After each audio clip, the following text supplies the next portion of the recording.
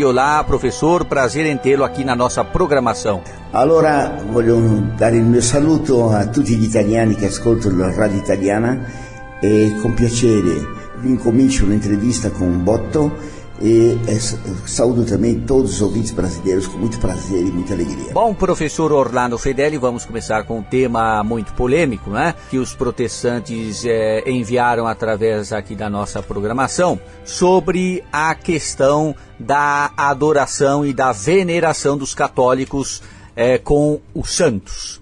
Eu gostaria que o senhor fizesse uma explanação sobre esta temática. Com muito gosto.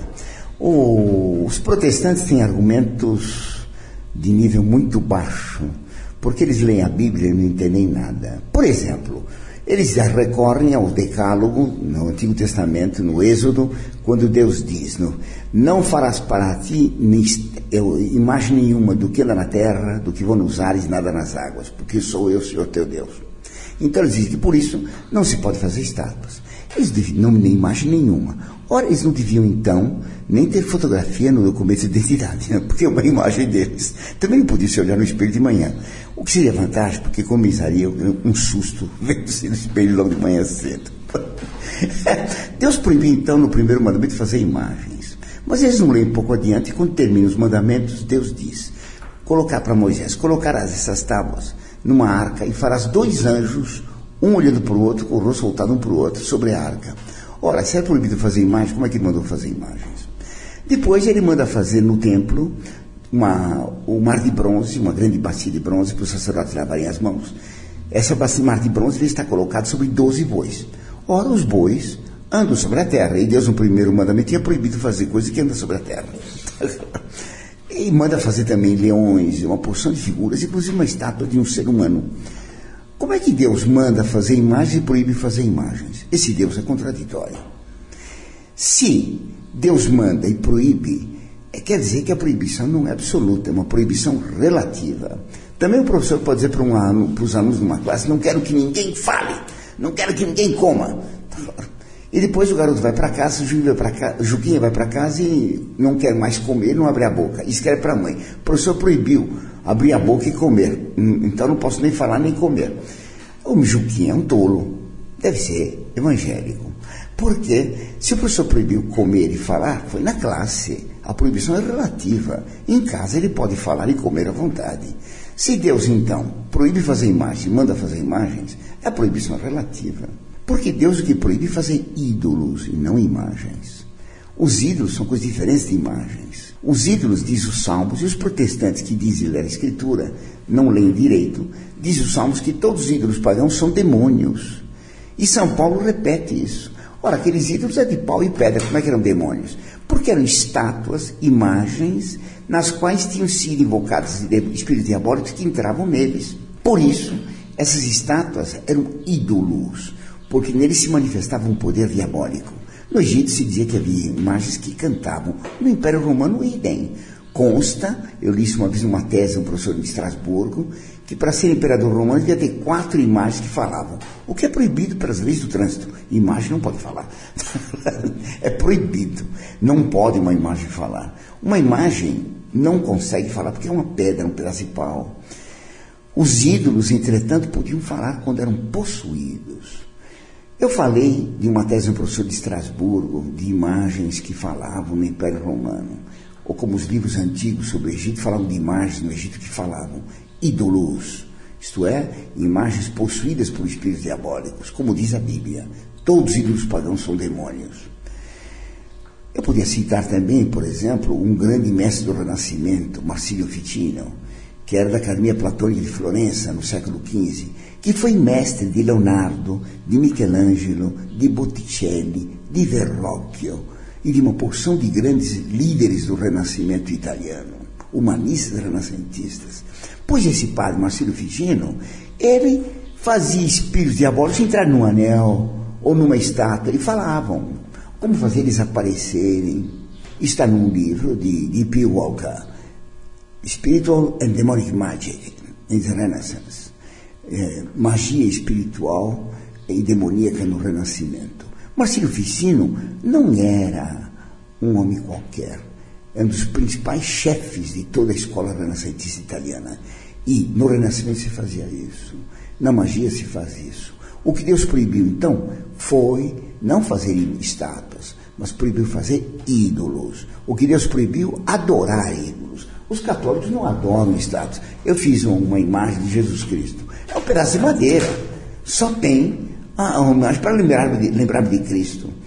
Assim também, um rapaz tem uma noiva e tem a fotografia dela. Se ele beija a fotografia, ele gosta do papelão, ele gosta da noiva, não do papelão. Isso é uma tolice imaginar que o uso de uma imagem, de uma fotografia, para lembrar de um ser, seja uma adoração. Veneração, sim, pode ter, mas está claro, mas não adoração. Eu tenho aqui meu terço e tenho aqui a imagem de Jesus Cristo feita em metal. Isso aqui é um metal, só tem a figura de Cristo. Quando eu olho para ela, eu me lembro de Nosso Senhor só. E se eu beijo o crucifixo, significa que se ele estivesse aqui presente, eu beijaria os pés dele.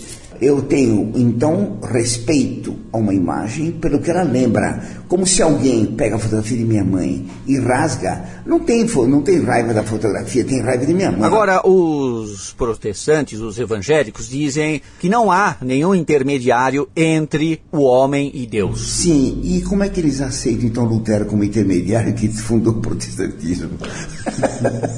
Que isso é uma tolice. Como não há intermediários entre o homem e Deus? Eles não leem a Bíblia. O protestante não sabe ler, tá claro? Eles não entendem a Bíblia. Então, por exemplo, Cristo veio ao mundo por meio da Virgem Maria. Ele podia ter vindo diretamente, seria evangélico. Mas ele não veio por meio da Virgem Maria. Ele quis nascer por meio de uma mulher. Ele quis difundir no mundo toda a doutrina por meio dos judeus. Por isso que ele escolheu 12 apóstolos para difundir a doutrina. São intermediários entre ele e o mundo. Ele não ficou na terra, não foi na Praça Sé com a Bíblia debaixo do braço gritar: irmãos, nada disso. Ele mandou os apóstolos ensinar em todo mundo. São intermediários entre Cristo e nós. É uma tolice imaginar que não haja intermediários. Cristo é a escada que une o céu à terra, mas toda escada é feita de degraus. Os protestantes querem uma escada de um degrau só, por isso que eles não conseguem chegar no céu. Claro, eles vão todos para outro lugar um pouco mais quente. Tá claro, não? Toda escada exige muitos degraus. Assim, Deus no céu fez degraus nos coros angélicos, e toda a natureza é feita com gradação. E por isso eles seguem Lutero, eles seguem Calvino, eles seguem o pastor Pedir Mais Cedo, Pedir Mais Tarde. O Pedir Mais Cedo, que como foi filmado Pedindo Mais Cedo e Contando Mais Tarde, o Pedir Mais Cedo, ele seria o intermediário. Como é que pode negar que os intermediários se colocam como líderes intermediários entre Jesus Cristo e o povo? Uma igreja absolutamente sem intermediários seria uma igreja absolutamente igualitária. Cada um seria o chefe dessa igreja. Todo mundo é papa. Aliás, o protestantismo é isso. Cada protestante é papa, bispo, padre dele mesmo. Ele se julga infalível e quando ele lê a Bíblia, ele julga que recebeu o Espírito Santo em delivery. O Espírito Santo chega de motocicleta. E eles então interpretam os palpites deles como sendo celestiais. Todo protestante é um fulano que se imagina celestial, divino, inspirado diretamente por Deus. E não passa de um Zé das Quintas. Isto tem alguma relação com a renovação carismática católica? Porque não existe a renovação carismática católica. A renovação carismática é protestante. Ela nasceu do protestantismo, do revival dos americanos no século passado, e foi trazida para dentro da Igreja Católica pelo cardeal Suenan, um modernista que pretendia destruir a igreja e fazê-la protestante. O cardeal Suenan, cardeal de Bruxelas, um dos responsáveis pelo desastre Vaticano II. A renovação carismática protestante, que aqui no Brasil se chama renovação carismática católica, ela é, na verdade, protestante. Ela tem espírito protestante. Porque se eu tenho o Espírito Santo em mim, por que eu preciso escutar o padre do que ensina a Bíblia, blá, blá? Por que eu preciso escutar canção nova? Eu tenho o Espírito Santo em mim. Ninguém se meta comigo. Se eu sou carismático e desceu o Espírito Santo em mim, por minha boca fala o próprio Deus. Então, fora com tudo mais. Não precisa nem de padre, nem de bispo, nem de papa. A renovação carismática dita católica é protestante. Ela tem as mesmas técnicas, os mesmos fenômenos, a mesma pretensão absurda de ter dons extraordinários absolutamente comuns, absolutamente ordinários. Qualquer pessoa se julga aí um possuído do Espírito Santo e que o Espírito Santo fala pela boca dele. Uma vez veio um em casa E começou a falar sobre o dom de línguas, etc. Mas que dom de línguas você tem? Então ele me respondeu assim com muita reserva. Eu falo inglês. Ele não recebeu dom extraordinário nenhum, ele fez viagem, fez a União Cultural Brasil-Estados Unidos. Não, nada mais que isso. Ele fez um curso de inglês em qualquer lugar, não tem dom extraordinário, coisíssima nenhuma. Dom de línguas tinha, por exemplo, Santo Xavier, que ia para a Índia e falava espanhol, e cada um entendia na sua língua. Então, quem era persa em persa, quem era turco em turco, quem era árabe em árabe, quem era chinês em chinês, japonês em japonês. Ele falava espanhol. Esse é o dom de línguas. Agora, quem tem o dom de línguas que ninguém entende, é um abrir blá blá, que ninguém compreende, que é nem o próprio Padre Habib, isso não é dom de línguas coisa nenhuma, isso é enrolação. E quando o senhor ouve o tipo de questionamento afirmando que o padre Marcelo Rossi, por exemplo, trouxe de volta os católicos à igreja? Não trouxe, porque os que vão na igreja dele vão depois na igreja protestante. O que eles vão é cantar, dançar, pular. Eles gostam da igreja católica, gostam do padre Marcelo Rossi. Ele não é da igreja, ele é da igreja católica apostólica rossiana. Claro, não tem nada de católico aquilo. É um profanador da liturgia católica. É um difusor de profanações, de sacrilégios. Aquilo é um escândalo. Em qualquer lugar do mundo aquilo seria condenado como loucura. Aqui é dom do Espírito Santo. O senhor já foi numa missa carismática? Deus me livre, não sou louco. Eu não sou protestante para ir numa coisa dessa. Agora, professor Orlando Fedeli, por que a Igreja Católica não corta o mal pela raiz com relação a essa questão? Porque a raiz está muito funda ou está muito alta. Há muita gente envolvida nisso aqui. Muita gente pergunta, por que o Papa não de uma vez expulsa? Se ele precisa expulsar quantos? A igreja é uma instituição divina, feita por Cristo, e era como que um imenso barco. Na natureza não existem ângulos retos. Nenhum ser se movimenta em ângulos retos. Os astros se movimentam circularmente. Todos os animais não andam, fazem ângulos de 90 graus, muito menos 180.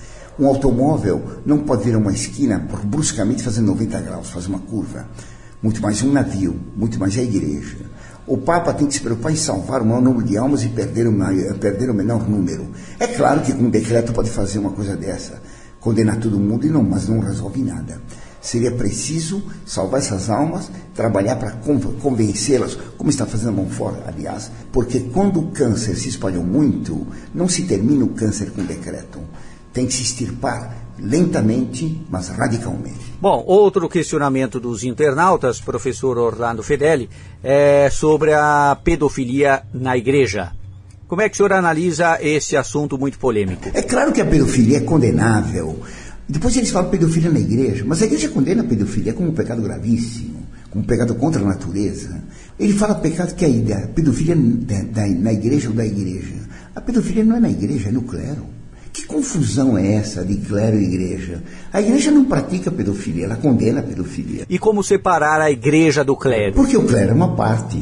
A minha mão é parte de mim, mas não, isso aqui não é Orlando. Orlando sou todo eu, né? Quem está dando a entrevista não é minha língua, é Orlando.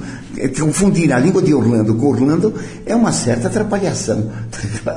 Então, não é bem verdade isto. O clero é a parte mais importante da igreja, mas não é a igreja. O clero é a parte humana da igreja, que pode ter muitos crimes, como qualquer ser humano. Então, o fato de que há padres e a usar que sejam homossexuais, que praticam homossexualismo e a pedofilia, isso é lamentável e deve ser condenado. Esses padres não deviam ter sido admitidos no seminário. Eles os admitem. E depois, quem admite é que tem a culpa de tudo isso. Bom, nós estamos conversando hoje na Rádio Italiana, mais uma vez, com muita satisfação, com o presidente da Associação Cultural Montfort, o professor Orlando Fedeli, que está abordando várias questões enviadas por e-mail no contato @radioitaliana.com.br. Agora, professor Orlando Fedeli, várias questões falaram sobre os adventistas do sétimo dia que não comem carne de porco. O senhor acha esta atitude correta ou não? Eu acho que ele está fazendo bobagem, porque comer um pernilzinho muito bem assado é muito bom. Tá claro. Ele diz que adventista do sétimo dia não come carne de porco. É gozado. Os maometanos também. Qual é a diferença entre eles e os maometanos? Os judeus também não comem carne de porco. Para eles é proibido. Qual é a diferença entre o adventismo e o judaísmo? Os adventistas não respeitam o domingo, dizem que o sábado é que é importante. E os judeus também. O que há de comum entre o adventismo e o judaísmo é muito grande. O adventismo é uma religião que nasceu nos Estados Unidos, que é o grande produtor de religião. Os Estados Unidos produz muita coisa. Chiclete, Coca-Cola, filmes de Hollywood, bomba atômica e as bombas, que são essas seitas modernas, que vêm todas de lá com dólares no bolso para difundir essas loucuras.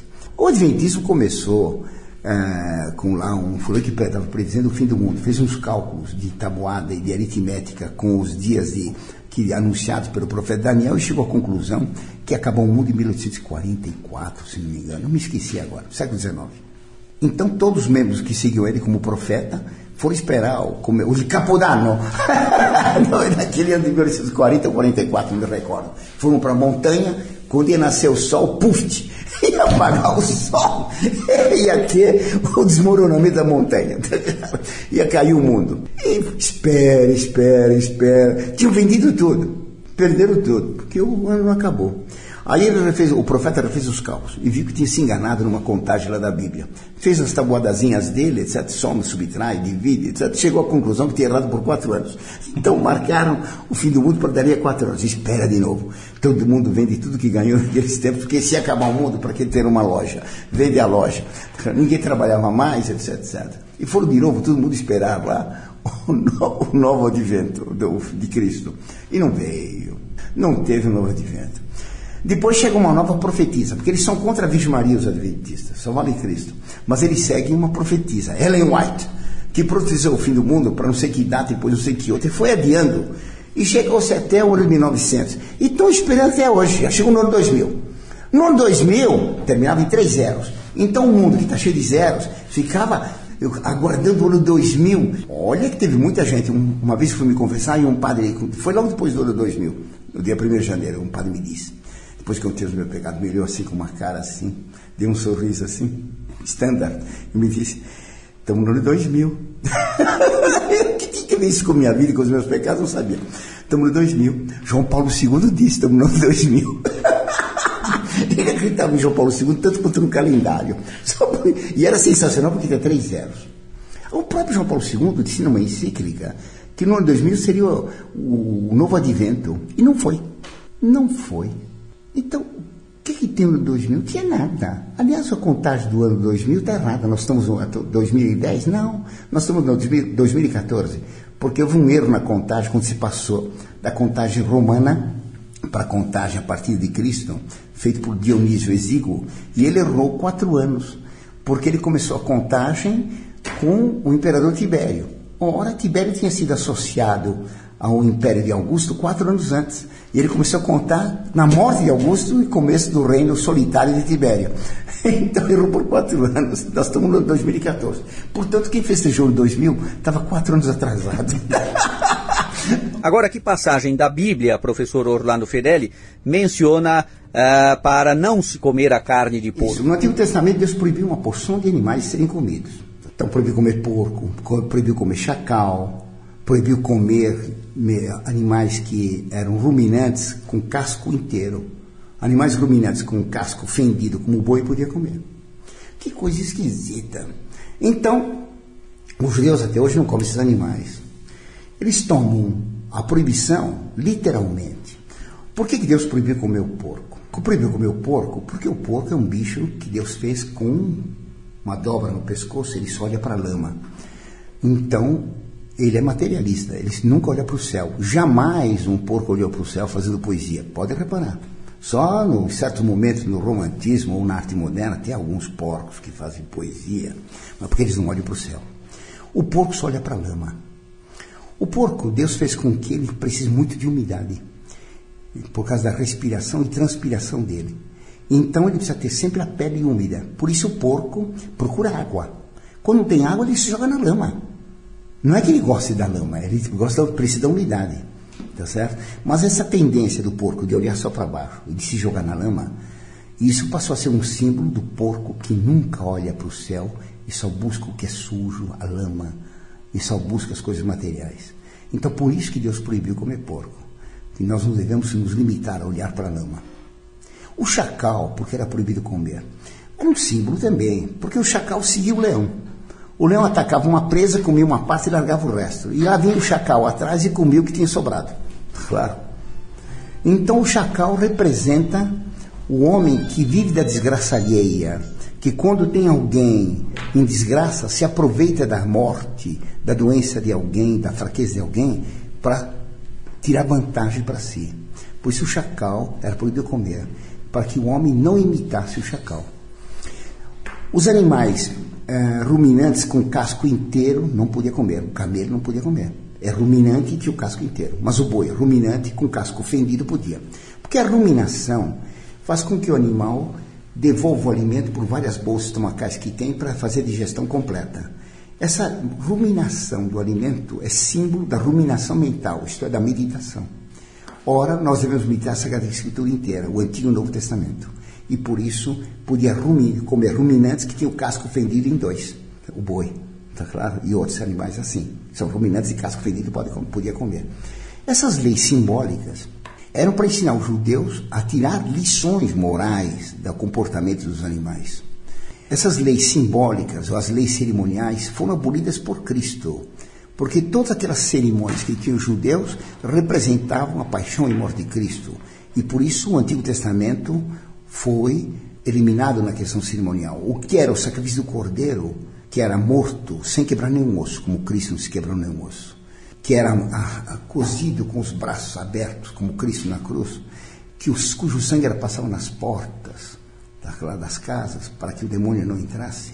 Tudo aquilo representava Cristo, que morreu por nós, o Cordeiro de Deus, que morre sem reclamação, não como o porco que morre guinchando horrivelmente. Representa a morte de Cristo. Então, os judeus, os maometanos, o maometismo é uma forma de judaísmo. Eu escrevi isso no site Monfort, um trabalho longo sobre isso.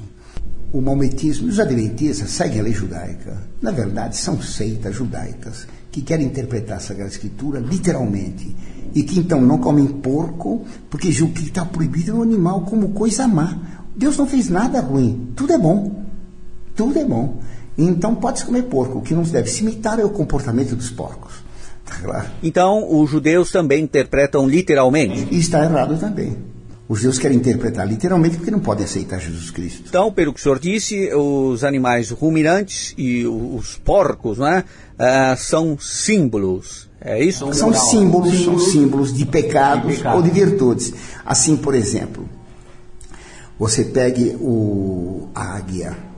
A águia é um animal elogiado, diz o Salmo na oração: renova, meu Deus, a minha juventude como a da águia. Porque a águia vive na alta das montanhas, contemplando o sol. O olho humano não pode contemplar o sol diretamente, a águia pode.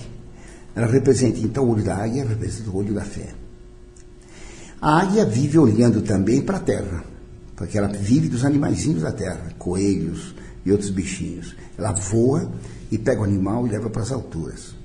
O comportamento da águia é muito interessante. Durante 40 anos, ela tem esse tipo de vida. Aos 40 anos, ela vai se formando um bico por debaixo do bico dela. E então o bico superior, o velho, fica mais solto que nem um dente, que é eliminado por um outro dente que nasce com raiz. Ela bate com o bico nas rochas até cair aquele bico velho e ter um bico novo. Por isso se fala que Deus renova a juventude da águia. E se pede para Deus que renove a nossa juventude. No começo da missa se diz: ao Deus que alegra a minha juventude, que me dá um novo bico para atacar.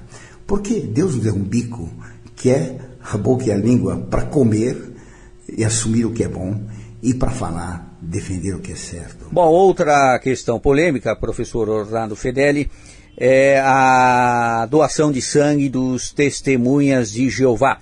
Gostaria que o senhor fizesse uma explanação sobre esse assunto. Então, porque Deus diz que não se pode comer nada com sangue, que o sangue é a vida, é a alma da pessoa.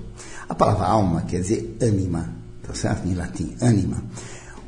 Então, existe uma ânima vegetal, vida vegetal, existe uma ânima animal e tem a alma racional humana. Dizer que a vida dos animais é a alma deles, o sangue é a alma deles, é uma coisa só simbólica também. Porque, tirando o sangue, a pessoa perde a vida, o animal perde a vida. Mas o sangue não é a vida, o sangue permite a vida. E nós também, o nosso sangue permite a nossa vida. Mas não é a nossa ânima, não é a nossa alma. A nossa alma é espiritual. A alma é espiritual, não é o sangue. Eu movo meu dedo como eu estou movendo minha língua. Eu falando agora em português, eu estou dando ordem com a minha vontade e minha língua para falar em português. Eu uso a inteligência e a vontade, que ordenam, através do cérebro, a atuação de nervos e de músculos que me permite falar em português. Se eu quero falar em italiano, comincio a parlare in italiano. Ho cambiato la lingua, ma non ho cambiato il fenomeno. È la mia anima che sceglie le parole in italiano, che ordina per la mia volontà che la lingua si muova pronunciando le parole in italiano. Então, a minha alma que está atuando na minha língua e que está movendo agora meus dedos e movendo os meus olhos. E o cérebro? O cérebro é um instrumento, é só isso. A inteligência que usa o cérebro. É minha vontade que move o músculo do dedo e faz os nervos mover o dedo.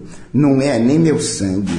O instrumento, os nervos, a musculatura e o sangue que transmite a vitalidade são instrumentos. Agora, em que parte da Bíblia, professor Fidelio, os testemunhas de Jeová se baseiam para não doar sangue? Como eles dizem que Deus diz que o sangue é a vida no sentido de instrumento da vida, eles tomam que a vida é o próprio sangue. Comer o sangue do outro é comer a alma do outro.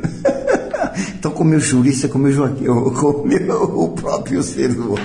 Então, eles proíbem a transfusão de sangue, como se transfundir o sangue seria transfundir a alma. Ora, se fosse proibido a transfusão de sangue, como é que eles podiam ter filhos, se é proibido? Mas quando a mulher está grávida, ela se alimenta e, através do sangue dela, passa para o sangue, passa para o aparelho circulatório da criança e transmite os alimentos e a comida que é necessária para o feto se desenvolver. Se era proibido transfundir o sangue, a mãe não podia gerar filhos. Quer dizer, uma tolice. Bom, outro questionamento até muito engraçado, professor Fideli. Nós tivemos aqui 13 e-mails mencionando esta questão que eu vou mencionar agora. Provavelmente são de espíritas. O que é que acontece quando morre um animal como um cachorro, por exemplo? O animal, ele não tem vida racional, ele não tem uma alma racional. O animal, ele tem uma alma animal, chama-se animal por isso que ele é animado. A alma dele consiste na vida dele, de modo que quando termina a vida, terminou, com tudo para ele. Deus fez as plantas, as pedras, as plantas, os animais para o homem, e por isso Cristo comeu cordeiro e comeu peixe. Nós temos notícia disso pelo Evangelho. Então nós podemos comer os animais. Então nós podemos comer carne de cachorro, é isso, professor? Pode, eu não comeria, né? Mas parece que no Vietnã come. E a cozinha vietnamita é excelente. Uma vez eu estava nos Estados Unidos passando uma fome danada, porque não gosto de chicletes, e não gosto de hambúrguer, e fui parar na casa de um antigo coronel vietnamita. E ele me serviu lá uma pirâmide de bolinhos de caranguejo de rio, mas olha, eu demoli a pirâmide em 5 minutos, estava uma delícia de bem feito. Mas se fosse pirâmide de bolinhos de cachorro, eu não comeria, tá claro? Pode-se comer, se for necessário, que come. Meu pai, que é stato soldato na prima guerra, no Montenegro, uma vez ele entrou numa casa e encontrou, estava uma fome tremenda, ele e os outros soldados entraram numa casa abandonada e tinham deixado a macarronada já uns 10 dias, tinha um mofo de 3 dedos em cima do macarrão. Comeram o mofo, o molho e o macarrão também. Já que tinha o mofo, comeram também o mofo. E ficaram vivos. Não deu intoxicação, não deu nada. A fome era tanto que digeriram. De modo que eu acho que dá para digerir até carne de cachorro. Mas não, eu prefiro comer outras carnes. Então, quando o animal morre, a vida dele acabou, não tem mais a ânima. O homem não. O homem tem uma alma racional. A alma humana é simples. O homem é um ser composto de corpo e alma. A morte é exatamente a separação do corpo e da alma. O corpo é material, a alma é a forma, não o formato. A forma do corpo, forma racional. A alma sendo simples, ela não pode ser dividida. Se morte é divisão, a alma sendo simples não pode ter morte. A alma humana é imortal. Então Deus nos fez com uma alma imortal. E por isso, quando nós morremos, somos julgados por Deus, mandados para o céu, para o purgatório e para o inferno, que existem. Os padres têm abolido o inferno, fecharam o inferno para reformas. Puseram ar-condicionado, etc. Os padres modernistas e moderninhos. Tem ar-condicionado, ventilador, tá certo? Umidificador. Os diabos têm leque agora para se abanar. Todos os diabos foram aposentados. E alguns até dizem que eles foram transferidos para o céu, porque há muitos padres que defendem a apocatastasis. Todos vão para o céu, até os diabos. O que é uma mentira grande. Heresia que vem da gnose de Orígenes. Na Rádio Italiana nós estamos recebendo mais uma vez o nosso colaborador, professor Orlando Fedeli, que também é presidente da Associação Cultural Monfort. E hoje nós estamos respondendo questões dos nossos caros ouvintes internautas que mandam suas dúvidas, comentários, sugestões, críticas através do nosso e-mail contato@radioitaliana.com.br. Vários ouvintes internautas perguntaram por que a Igreja Católica é contra o uso de preservativos. Não é tão simples. Por exemplo, está um calor tremendo. Tem cabimento acender a lareira? E quando faz frio, vou por ventilador? Mas não tem cabimento. No calor, a gente põe ventilador. Quando faz frio, a gente põe acender a lareira. Eu vou pregar um prego. Pega um serrote e tento pregar o prego. Vamos machucar todo. Vou serrar essa tábua dessa mesa. Pega um martelo e começa a esfregar a tábua. Isso é uma tolice. Cada coisa tem uma finalidade. Se eu quiser comer sopa com garfo, eu sou louco. Serei louco se acender a lareira para me resfriar. Todas as coisas são usadas como um meio para um fim. Ora, o ato conjugal é feito para procriar. Impedir a procriação é tão irracional quanto acender a lareira para se resfriar, ou tentar serrar com martelo, ou tentar pregar um prego com serrote. Isso é contra a racionalidade. O fim, o meio, que é a união sexual, é a geração. Impedir a geração é ir contra a natureza. E o ato conjugal por prazer e não por procriação? Se é conjugal entre marido e mulher, é legítimo, mas não pode impedir a procriação. Não pode impedir a procriação. E, portanto, toda essa discussão hoje por quê? Porque eles não querem praticar a lei de Deus. Na França existem 80 milhões de cachorros e gatos de estimação. Poucos filhos, e preferem os cachorros. Outro assunto que foi mencionado nos nossos e-mails, professor Fedeli, foi a questão da astrologia. Como é que o senhor vê esta questão? Então, astrologia. Uma vez uma professora me perguntou: professor, qual é o seu signo? Eu falei: eu não sei qual é o meu signo, mas eu sei o signo de quem inventou essa besteira, quem inventou a astrologia. Qual era o signo dele? Eu falei: o do burro. Mas é lógico.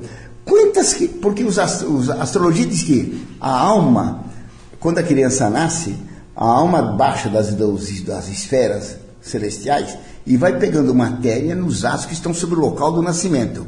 Se tem lá o planeta Marte em cima do berço dele, ele vai ser um briguento que nem o professor Orlando. Ele vai ser um louco, como dizem alguns ouvintes.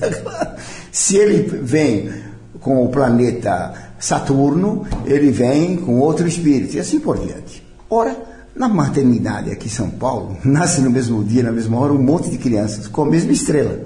Nascem todos com o mesmo temperamento? Claro que não. Nem os gêmeos têm o mesmo temperamento. E, portanto, é mentira que pegue a alma nessas coisas. Porque a alma é dada por Deus no momento da concepção. E não tem nada a ver com as estrelas. Deus que cria aquela alma e põe como forma daquele corpo, daquela célula inicial. Agora, essa questão aí dos astros, da astrologia, o senhor tem conhecimento? Foi inventado por quem? Isso aí já tinha na antiguidade. Santo Agostinho já respondeu com esse mesmo argumento que eu estou dando agora. Eu sou um repetidor de argumentos, um papagaio que leu os Santos Padres. Então, isso é uma tolice. Nós não temos o mesmo temperamento, ainda que tenhamos nascido no mesmo dia, no mesmo local, no mesmo momento. Se a astrologia fosse verdadeira, eles podiam prever qual é os números que vão sair na Mega Sena semana que vem. Isso eu não sei. Isso é uma bobagem. O homem é livre. Não tem destino no homem. O destino é uma coisa que paralisa o homem. Por quê? Se eu estou destinado a ficar rico, não preciso trabalhar. Se eu estou destinado a ficar rico, não adianta trabalhar. Trabalhar ou não trabalhar, eu ficarei rico de todo jeito. Se eu estou destinado a ser pobre, não adianta trabalhar. Então, dos dois jeitos, eu não vou fazer mais nada. Vou esperar chegar a riqueza. Isso é uma tolice. Agora, muitas pessoas dizem, professor Fedeli, que quando uma pessoa, por exemplo, morre de acidente, aquilo lá estava previsto, aquela pessoa já estava com o destino marcado, né? Isso realmente acontece ou não? Não estava previsto coisa nenhuma. É claro que não estava previsto coisa nenhuma. Deus sabe quando vamos morrer. E Deus nos faz morrer quando é melhor para a nossa alma. Deus pode cortar a vida de alguém como castigo. Isso pode acontecer. Mas não significa que cada pessoa que morreu foi um castigo de Deus. Deus sempre faz a pessoa morrer no melhor estado possível para ela, para se salvar. Deus quer nos salvar. Então Ele nos dá a morte quando nos é conveniente. Ele nos dá doenças longas para nós podermos pensar bastante e nos arrependermos. Não sou pessimista assim. Eu acho que muita gente se salva arrependida na hora da morte.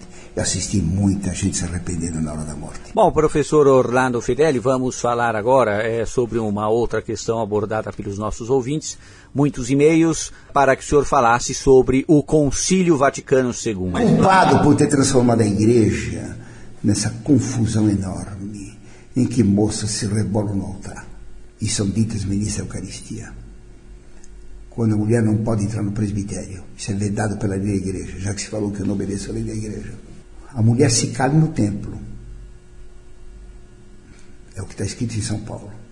Agora, elas são ministras da liturgia, gerentes da igreja, dominam a igreja. O padre fica sentado, que nem casa da sogra, onde o marido fica sentado e a sogra manda em tudo. Fizeram da igreja uma casa da sogra. O Vaticano II é o responsável por toda essa confusão na igreja, por toda essa ignorância que existe entre os católicos. Por toda essa ignorância, porque não se ensina mais nada. Acabou o catecismo, acabou o ensinamento católico. Ninguém conhece coisa nenhuma. Os padres não conhecem a religião. Já conversei com muitos. São de um ridículo enorme no conhecimento. Não estudam filosofia, não estudam teologia, não estudam o catecismo. Não sabe o catecismo. O Vaticano II é que destruiu as escolas católicas. Não há mais escolas católicas, não há mais ensinamento católico. Existe a pastoral. A pastoral disso, a pastoral daquilo. Todo mundo virou pastor, só que não tem mais ovelhas. As ovelhas são pastores, e os pastores não pastoreiam mais nada, porque não tem mais o que ensinar. Veja as campanhas da fraternidade, que oco, que vazio existe naquele oco, e que nada tem dentro daquele vazio. Essas são as declarações oficiais da CNBB aqui no Brasil. Palavreado político e mais nada. Acabou-se a doutrina, porque o concílio se disse pastoral. Portanto, não dogmático. Portanto, não instrutivo. A pastoral é uma palavra que significa algo operativo. A pastoral é a ciência do pastor. Ensina pastoral para aqueles que têm que ser pastores, os bispos, e em nome deles os sacerdotes, como cuidar das ovelhas. É uma ciência prática, não é uma ciência doutrinária. Ela não é dogmática. A pastoral só é infalível quando está fundamentada nos princípios dogmáticos infalíveis. É o que ensina o cardeal Journet no seu livro monumental L'Église Verbe Incarné, volume 1, acho que é página 457, não me lembro mais. Então, o Concílio Vaticano II inventou a palavra pastoral. João XXIII declarou que o concílio seria pastoral e não dogmático. Pastoral dá conselhos de atuação, mas não infalíveis.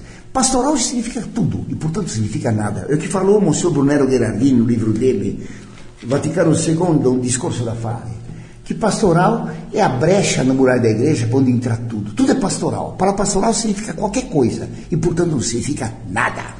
Em nome da pastoral se fez toda essa confusão. Uma missa nova pastoral. Agora, a principal mudança do Concílio Vaticano II foi a missa, não é? Concreta foi a missa. O povo conhece o Vaticano II pela missa. Mas, nos textos do Vaticano II, há várias outras palavras misteriosas, palavras mágicas. Palavra pastoral é uma palavra mágica. Outra é aggiornamento, que significa atualização. O Papa João XXIII queria fazer a igreja aggiornata ao pensiero moderno, ao pensamento moderno. Impossível. Colocar a doutrina católica, que é de sempre, adaptada ao presente, mas essa caneta Bic é descartável. Quando termina a tinta, eu jogo fora. Eu compro outra para ficar de giornata, poder escrever. Uma igreja de giornata vale para hoje, amanhã pode jogar fora. Então eu vou esperar a igreja depois de amanhã, porque de amanhã também já vai ser superada logo mais. Ou fico esperando a igreja daqui 100 anos. Quer dizer, é ridículo. A igreja do amanhã, a igreja de hoje, logo mais, a igreja de ontem. Joga lá fora. A igreja não é nem de ontem nem de hoje, pois está dito na liturgia católica, Christus, eri et hodie, princípios e finis, alfa e ômega, aquele que não muda. Cristo, ontem e hoje e sempre, princípio e fim, alfa e ômega, aquele que não muda. A igreja católica é imutável, por isso é feita sobre a pedra, e não sobre espuma. O aggiornato é a moda é a giornata. Mas uma igreja de giornata vale tanto como a moda de anteontem, joga fora. O Vaticano II transformou a igreja em coisa que se apresenta em passarela de propaganda, por isso ninguém segue. Segue no momento, depois esquece. Tem que ver uma nova religião, mais aggiornata, mais adaptada ao pensiero moderno. Pensiero moderno. Mas existe o pensiero moderno, o pensiero debole, o pensamento moderno que diz que o homem não pode conhecer a verdade. Então, o que é que se ensina com o pensamento moderno? Para o pensamento moderno, derivado de Kant, derivado de Descartes, de Kant, e do existencialismo de Heidegger, não existe a verdade, não existe o ser. Joga fora tudo, o que vale é o eu, o que vale é a própria opinião, o que vale sou eu, não o menino que nasceu no Natal, eu é que vale. Claro, eu que estou aggiornato, me faço a cada momento e tenho minha opinião a cada momento. A Igreja Católica, ela não é aggiornata, é o contrário. João 23, quando quis fazer o aggiornamento da Igreja, acabou produzindo toda essa destruição. O Vaticano II é a grande chaga do século XX. Por isso, Nossa Senhora de Fátima preveniu o terceiro segredo, e vários cardeais disseram isso. Em 1917, não mudem a doutrina, não mudem a missa. Quem contou isso? O cardeal Pacelli, em 1936. O cardeal Oddi, o cardeal Ciappi, que foi teólogo de 5 papas. Não mudem a missa, não mudem a doutrina, que isso será um suicídio, produzirá apostasia da Europa. Agora, a doutrina, na teoria, não foi alterada, não é verdade? Até porque trata-se de um concílio pastoral. Agora, na prática, sim. Claro, porque o Concílio Vaticano II diz o que é pastoral. Uma aplicação, fazer a doutrina operativa, adaptada às circunstâncias, aos meios. Então, os padres logo adaptaram e fizeram aqui no Brasil, me lembro, há muitos anos atrás, a pastoral do turismo. Então, padres que cuidam das almas em Copacabana, Ipanema, no Guarujá. A pastoral do turismo, com as ovelhas de biquíni e fio dental. Chama-se isso pastoral. No meu tempo de moço, tinha outro nome. Isso é uma brincadeira? Não, é uma profanação. Pastoral do turismo. Eles adaptaram a igreja a tudo, destruíram tudo. É preciso recuperar tudo. É o que está fazendo o Papa Bento XVI. Ele vai a Fátima, agora em maio. Dizem que ele vai proclamar um novo dogma, o da mediação universal de Nossa Senhora, o que acaba com o ecumenismo e que acaba com o namoro com o protestantismo. Porque o ecumenismo aceita todas as heresias. O protestantismo não aceita a Nossa Senhora. Se o Papa proclamar esse dogma, acabou a ponte baixada para os protestantes invadirem a igreja através da renovação carismática católica. Bom, professor Orlando Fedeli, eu gostaria de agradecer mais uma vez a sua presença aqui na Rádio Italiana.